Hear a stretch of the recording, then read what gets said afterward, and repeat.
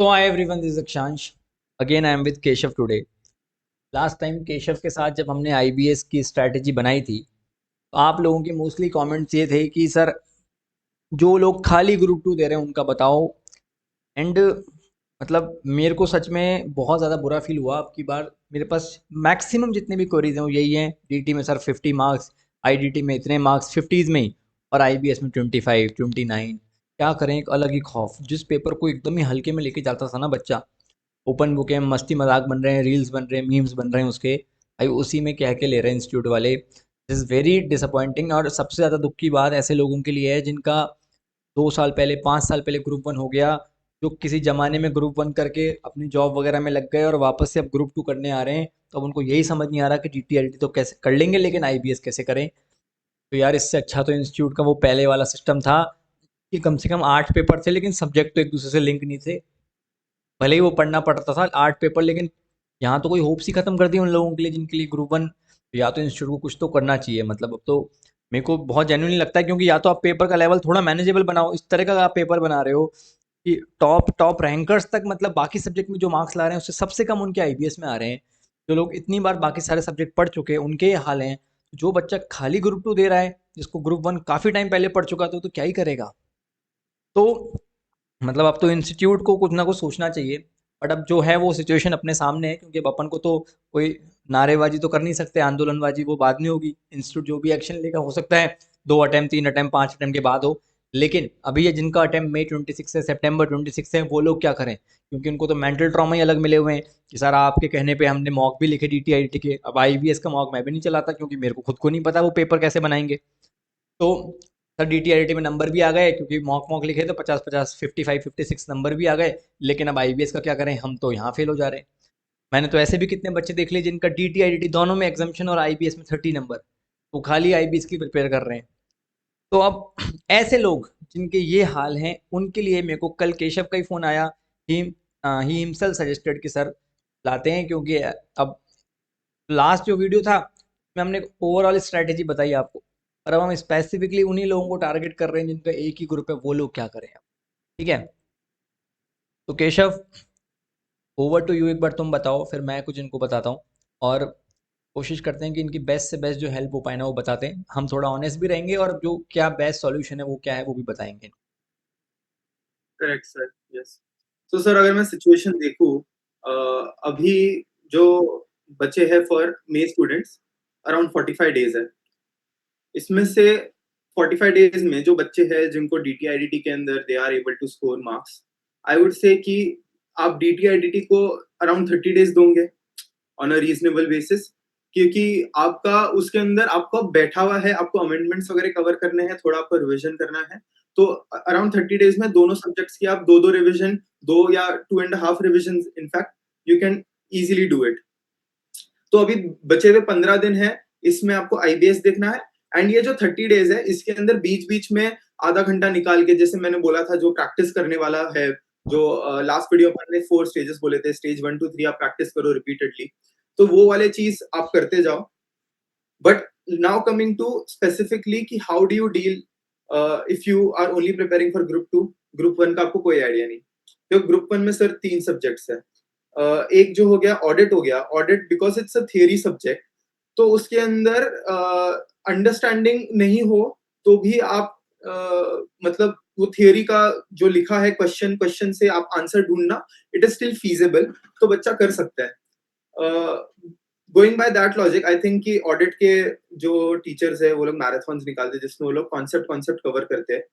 अभी आपको क्या है, वो एक दिन में मैराथन से आपको खाली कॉन्सेप्ट कवर करना बहुत ईजी हो जाएगा। बिकॉज अगर आपको उसमें क्या बोलते हैं, मेमोराइज नहीं करना है, तो ऑडिट उतना बड़ा नहीं है। सो चलो ऑडिट का आप ये टेंशन थोड़ा कम कर लो। नाउ कमिंग टू खाली F R A F M, अगर हम मिला के चले, अपन देखते हैं सर आईबीएस में 4 क्वेश्चन अटेम्प्ट करने हैं। 4 में से 3 क्वेश्चन में एफ आर या ए एफ एम का एक डिस्क्रिप्टिव आ ही जाता है, और अराउंड 4 एमसीक्यू, 4 के स्टडी में लाके आ ही जाते हैं। So if we see in total between 20 to 25 marks we can expect from F R and A F M आएगा। इफ यू आर मतलब इवन आफ्टर जो ऑप्शन आपने सिलेक्ट कर लिया उसमें से, तो ऐसे नहीं कि आप उसको ऑप्शन में छोड़ पा रहे हो। ऑप्शन करने के बाद आपको अराउंड 20 25 मार्क्स का वेटेज है। So if you are not prepared for F R and A F M, अगर आपको उसका बिल्कुल ही आइडिया नहीं, तो आप फिर सिर्फ 75 मार्क्स का पेपर दे पाओगे। तो 75 या चलो इन अ बेटर केस सिनेरियो अगर आप 80 मार्क्स का लिख पा रहे हो, आईबीएस के अंदर वो लोग डिस्क्रिप्टिव में मार्क्स इतने कम दे रहे हैं, एमसीक्यूज इतने ट्रिकी कर रहे हैं कि if you are not being able to attempt 90 और अबव मार्क्स, तो इट विल बी चैलेंजिंग। तो वो हिसाब से मैंने जो सोचा ना सर, मैं देखता हूँ कि अगर 15 दिन है हाथ में, तो आप उसमें एफआर एंड एएफएम का जो ट्रिकी चैप्टर्स है, उनसे प्रायोरिटाइज करने के आगे आप देखो कि आप उसको कैसे कवर कर सकते हो। एंड साथ में लॉ एंड कॉस्टिंग के ऊपर खास खास ध्यान देके लॉ एंड कॉस्टिंग को स्ट्रांग बनाओ, क्योंकि लॉ एंड कॉस्टिंग का सर 40 मार्क्स का वेटेज है। अच्छा, तो 40 क्या हो रहा 40 नंबर का है? पूछ रहे यस, हैं लॉर कॉस्टिंग।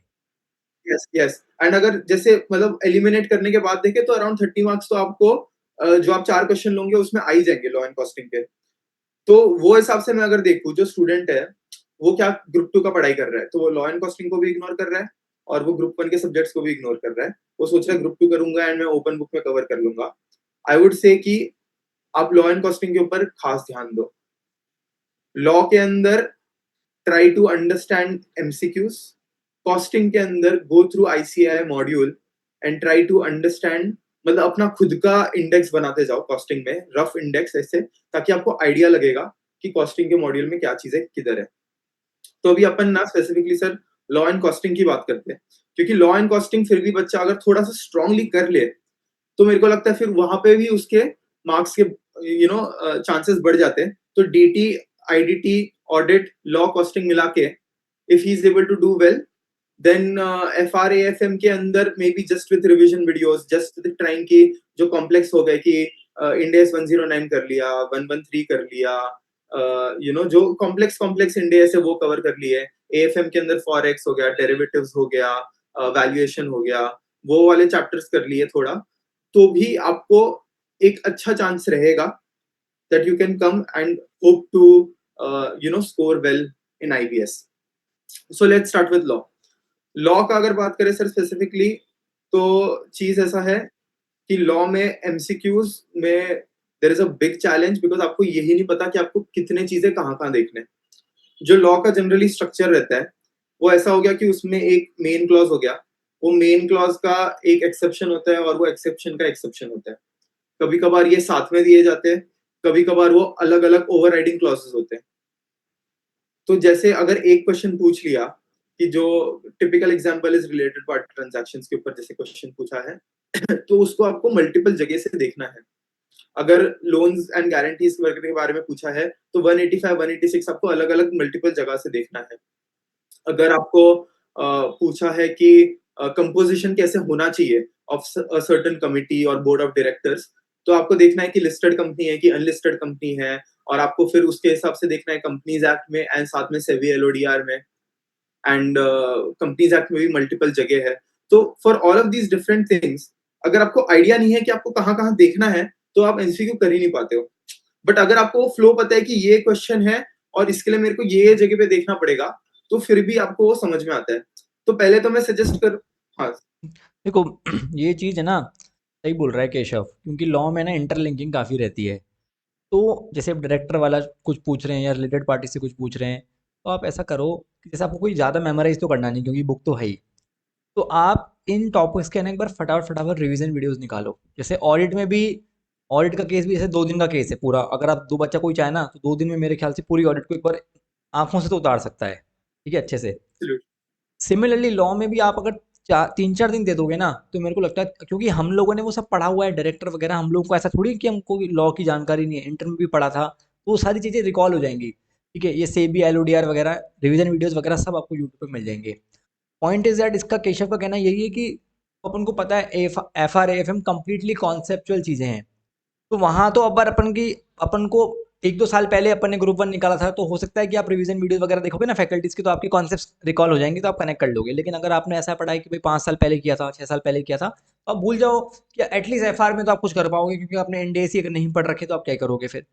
एएफएम में फिर आप कुछ देखोगे, लेकिन लॉ और कॉस्टिंग ऐसा सब्जेक्ट है जिसको आप बढ़िया स्ट्रॉन्ग कर सकते हो। तो लॉ में ये जो बता रहा है ना, ये इंटरलिंकिंग वाला ही मैंने भी बहुत देखा। और आईसीए क्या करता है, केस स्टडीज जानबूझ के ऐसी बनाता है जिससे एक एक चीज हर जगह से लिंक्ड हो उनको। तो आप है ना, लॉ के अंदर कोशिश करो कि फटाफट फटाफट रिवीजन वीडियोस देखो, क्योंकि कुछ मेमोराइज तो आपको नहीं करना, लेकिन आप इन चीज़ों को देखो।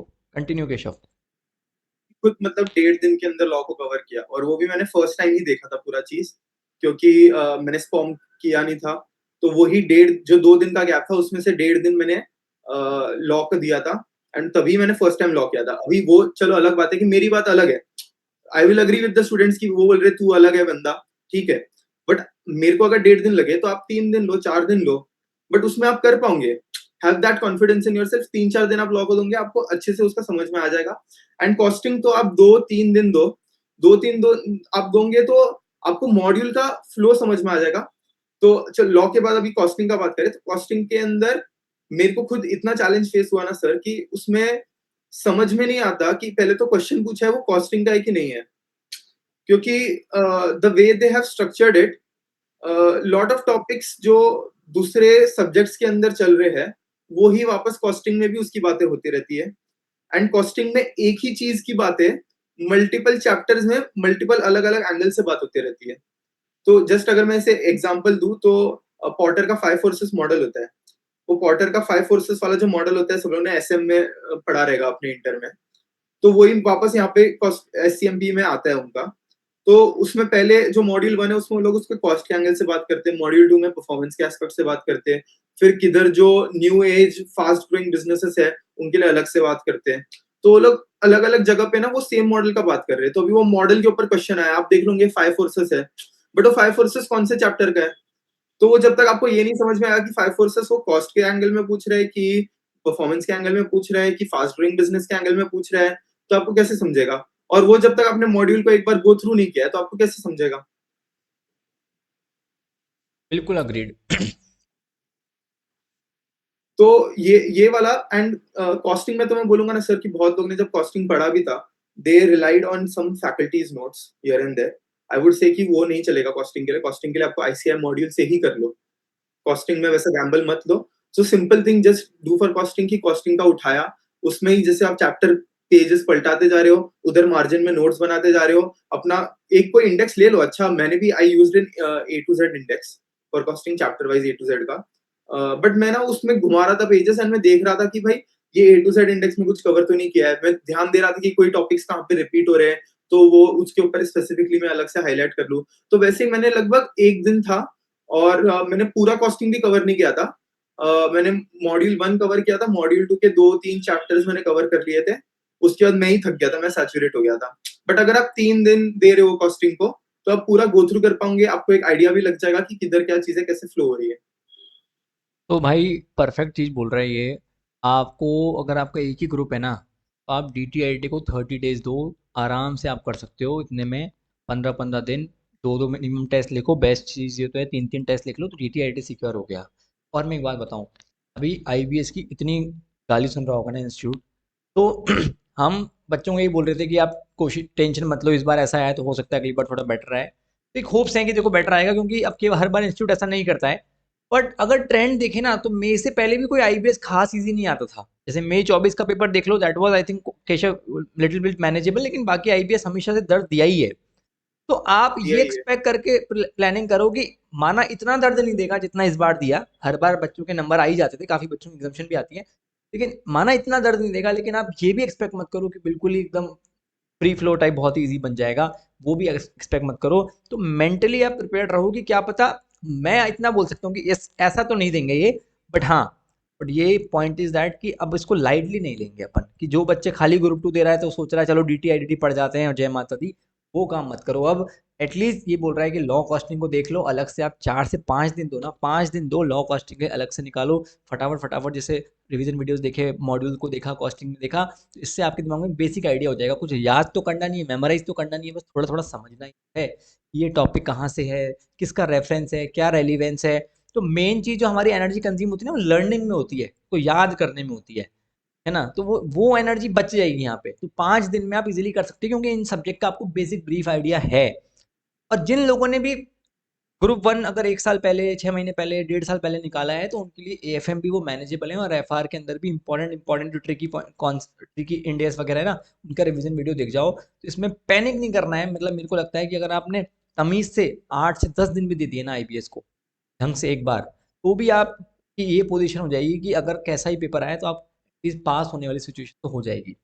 बट आप ये मत बट करो कि खाली 8 से 10 दिन आई वुड से स्पेसिफिक दिया, और उसके अलावा जो जैसे आपका डीटीआईडीटी चल रहा है उसमें भी आपने आधा आधा घंटा निकाल के वो प्रैक्टिस करते रहा, कि उससे आपका स्पीड बना रहेगा, कि आप वो बराबर से पेपर को स्पीड में टाइम पे कंप्लीट कर सकते हो, चीजों को जल्दी से ढूंढ सकते हो। You won't believe Keshav, hmm. GST का पेपर जो जीएसटी में कॉन्सेप्ट नहीं पूछ रहा ना, वो आईबीएस में पूछ रहा है, हाँ हाँ और इस लेवल के पूछ रहा है।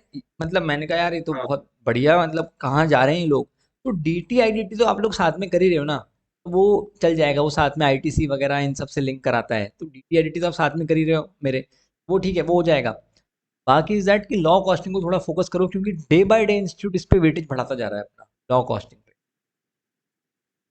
है ना। और रिस्क गेम रहेगा 20-25 नंबर का, 25 नंबर के आसपास एफआर और एएफएम का। उसमें आप कुछ कुछ अपने हिसाब से जो आपको लगता है ना कि जो इंपॉर्टेंट जैसे फील आ जाता है कि हाँ भाई फॉरेक्स इंपॉर्टेंट रहता है, ठीक है, सिक्योरिटी पोर्टफोलियो मैनेजमेंट इंपॉर्टेंट रहता है, एफआर में 11109 115 ये इंपॉर्टेंट है, जैसे जो आपको पता रहता है, तो इनको एक बार देखोगे तब जाके होगा। पर इसमें पैनिक मत करो, पर ये भी मत करो कि इसको बिल्कुल ही आईबीएससी के लिए दिन रात पागल हो जा रहे हैं, क्या करें क्या नहीं करें। बहुत सारे लोग तो इस कंक्लूजन पे आ रहे हैं कि सीए छोड़ देते हैं, अब हमसे तो हो नहीं पाएगा। वो मत करो, पॉजिटिव अप्रोच से लेके चलोगे तो काम। केशव, यू वांट टू से yes. Anything? But sir short रखते हैं, एंड आई थिंक ये करेंगे, और अपने जो पहले वाला वीडियो डाला था मिला के अगर करेंगे, सो शुड वर्क। यस। नहीं, बाकी थैंक यू केशव, खुद ने इसने सोचा, खुद ने मेरे को बोला। लास्ट टाइम काफ़ी लोग ही बोल रहे थे अरे तो रैंकर है इसलिए ऐसा बोल रहा है, तो ये आज ही आपको ऐसे भी बोला इसने कि आप ऐसा सोच रहे हो कि चलो मेरे को 1.5 दिन लग रहे हैं तो आपको 3 लग जाएंगे। कहने का मतलब यही है कि डोंट क्रिटिसाइज हिम, कि हाँ भाई ये पॉइंट इज दैट कि ये आपको ये बता रहा है कि ये जो फील करता है और इसके हिसाब से ऐसा होना चाहिए, ठीक है। तो अप्रिशिएट हिम। तो thank you Keshav for giving your time in thinking about कि यार वापस से एक और वीडियो बनाते हैं बच्चों के भले के लिए, क्योंकि आपको क्या मतलब, आपको तो हो गया अपना, but still you are thinking और सोच रहे हैं इतना, तो बहुत बड़ी बात है भाई, ठीक है। चलो, thank okay you sir. Guys, इसको देखना, पसंद आए लाइक करना, कमेंट में बताना।